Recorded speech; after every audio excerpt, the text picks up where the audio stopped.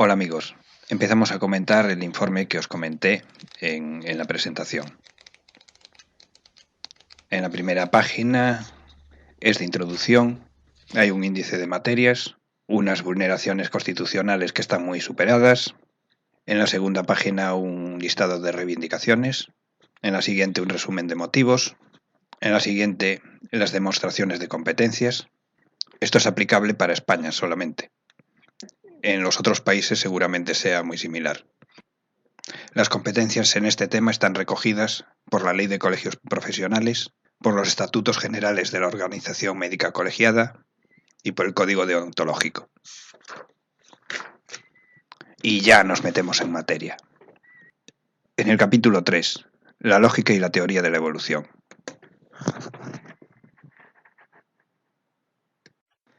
Empiezo explicando que somos el resultado de millones de años de evolución.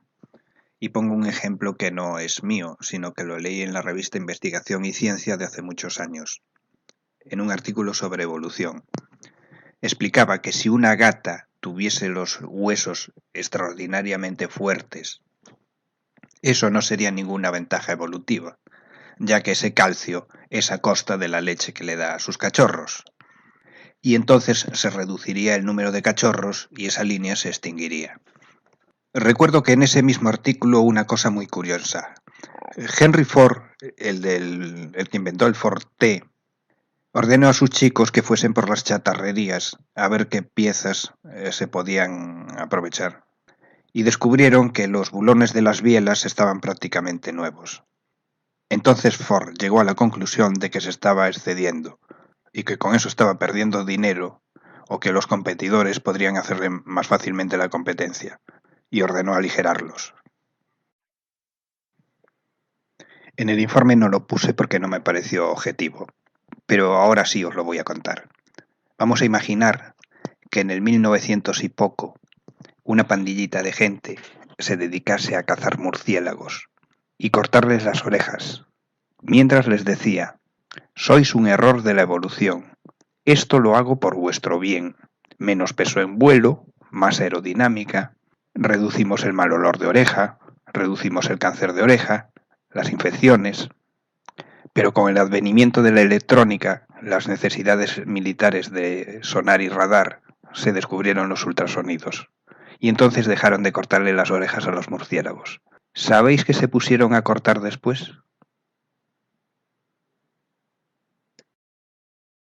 Los mamíferos, los monos de la selva. Todos tienen prepucio y todos sobreviven sin circuncisiones ni maniobras de bajar el prepucio cuando se es niño.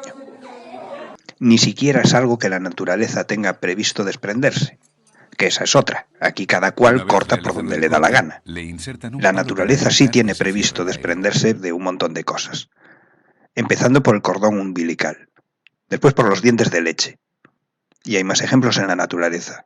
Los pétalos de las flores, las frutas de los árboles, las propias hojas de los árboles que se les caen en el invierno, o mismo los rabos de los lagartos.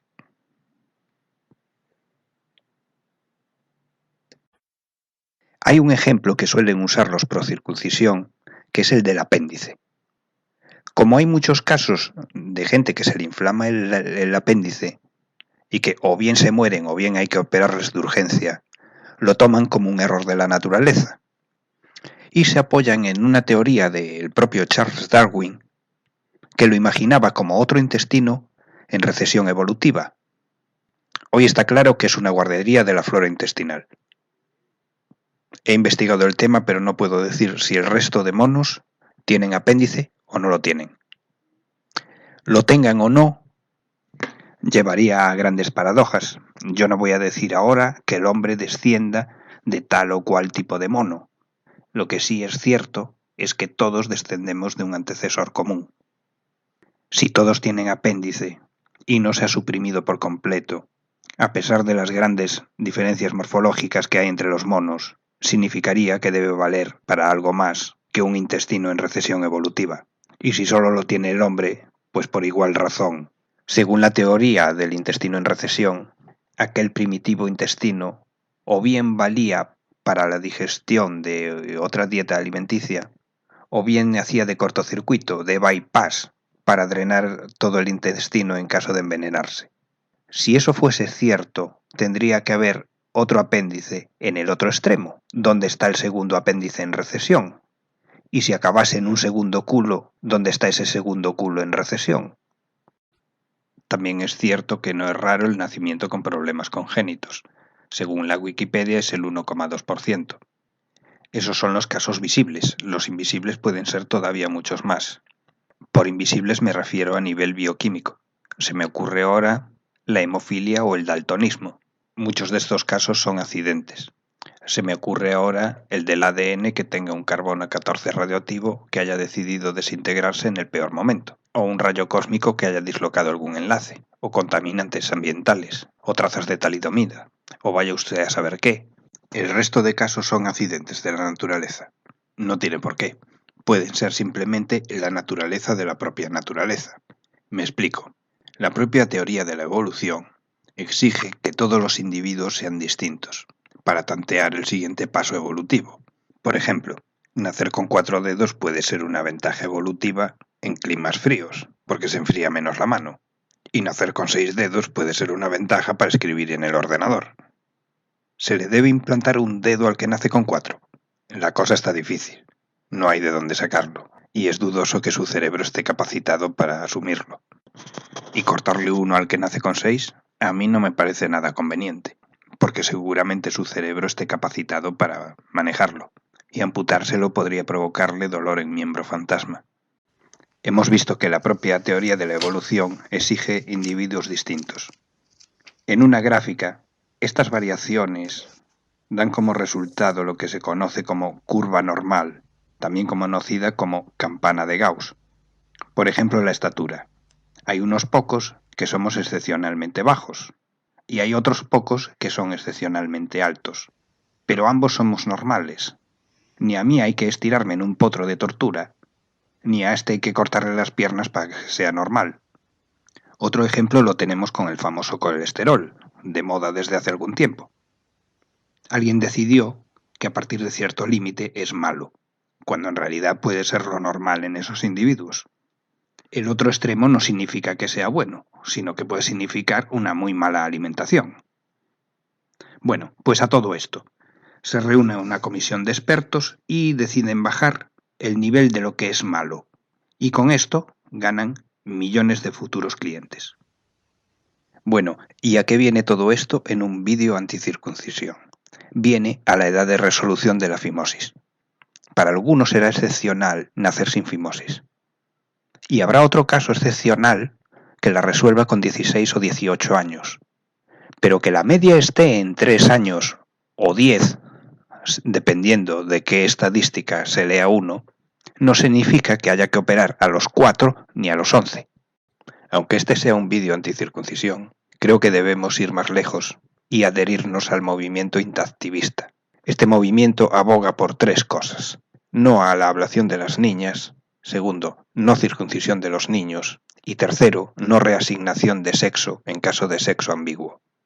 Hay relativamente pocos casos, pero grande en número, que nace con un sexo no muy definido. Y lo que se hace es redefinírselo quirúrgicamente. Lo que narran estas víctimas es terrorífico. Las circuncisiones no sería el primer procedimiento quirúrgico totalmente innecesario. Los que ya tenemos cierta edad recordaremos aquel dicho de que las muelas del juicio en cuanto asoman lo mejor es arrancarlas, porque no dan más que problemas. Hoy la cosa ya se ve de otra manera. En los 60 estuvo de moda operar de amígdalas y vegetaciones, y sobornando a los niños con helados. Yo no sé cómo apareció y desapareció esa moda. Como curiosidad, en algunos casos solo se amputaba una amígdala, porque ni sabían lo que estaban haciendo. En los 80 la moda fue extirpar úteros y ovarios, o las dos cosas. Después vino la moda de las episiotomías. Y hoy en día es muy criticado el alto número de cesáreas. En resumen, que a mucha gente operen de algo no es motivo para operar a mucha más. Es la demostración de que están sobrevalorando el problema. Llegados a este punto, muchos se preguntarán, bueno, ¿y las vacunas? Porque a todo el mundo le vacunan. ¿También son innecesarias? No, las vacunas son otra cosa. Las vacunas consisten en entrenar al propio organismo con enemigos débiles para cuando llegue el fuerte. Yo no soy ningún antivacunas, estoy convencido de su eficacia. De hecho, las vacunas, los antibióticos y la cloración del agua fueron los factores que dispararon la superpoblación. Pero igual que defiendo las vacunas, también defiendo la libertad para vacunarse o no. Cuando lleguemos al fraude del papiloma, le disiparemos toda duda que le pueda quedar a los que abogan por su obligatoriedad. ¿Y los cánceres?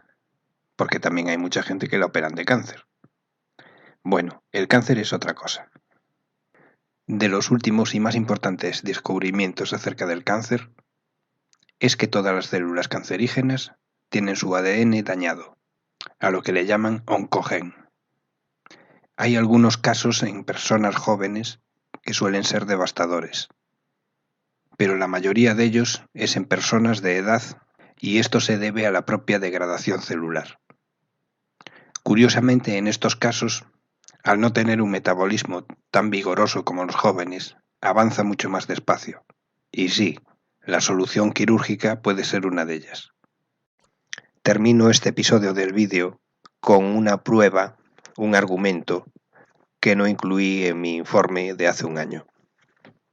Se trata de mi propio libro de Ciencias Naturales de primero de bachillerato, de cuando yo tenía 11 años.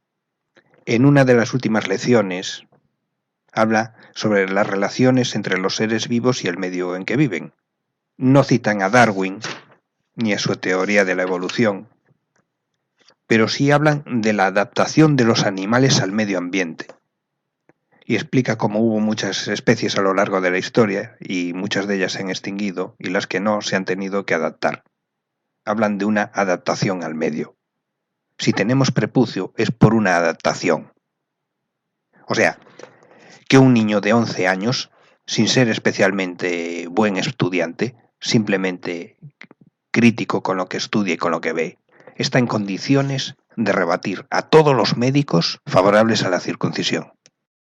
Este capítulo no trata de si las circuncisiones son necesarias o son dañinas, simplemente si tiene lógica hacerlas y si es compatible con la teoría de la evolución. Antes conviene aclarar que la ciencia es un intento por entender el mundo, y la mayor lección de su historia que se saca es que hay que estar preparado para discutir cualquier teoría imperante. Una de ellas es la teoría de la evolución, y otra que las circuncisiones son buenas y necesarias. Estas dos teorías chocan de frente. No hay sitio para las dos. La teoría de la evolución de Darwin, aunque aún hoy en día se discuta si la evolución se debe al puro azar o hay una cierta inteligencia detrás de esa evolución, o sea, un cierto lamarquismo, parece que está firmemente asentada. De hecho, algunos biólogos aseguran: veo mutar a los patógenos delante de mis narices para adaptarse al fármaco. También hay evidencias fósiles, y el actual trazado genético parece que también la confirma. Entonces, a todos estos doctores que aseguran que es muy buena para reducir el cáncer, las infecciones y que no afecta para nada, enhorabuena. Con su simple opinión se acaban de cargar la teoría de la evolución. Están reconociendo que hay tejido parásito, que los seres vivos son tan tontos de crear tejido que no vale para nada, incluso órganos. Ya hemos visto el caso de las amígdalas y del apéndice, pero curiosamente siempre sobra el de los demás, el de ellos no. Me he pasado un buen rato pensando cómo poder calificar esto de manera educada, pero no es posible. Esto es de ignorancia absoluta, tanto el que lo hace como el que lo defiende. Literalmente es de locos.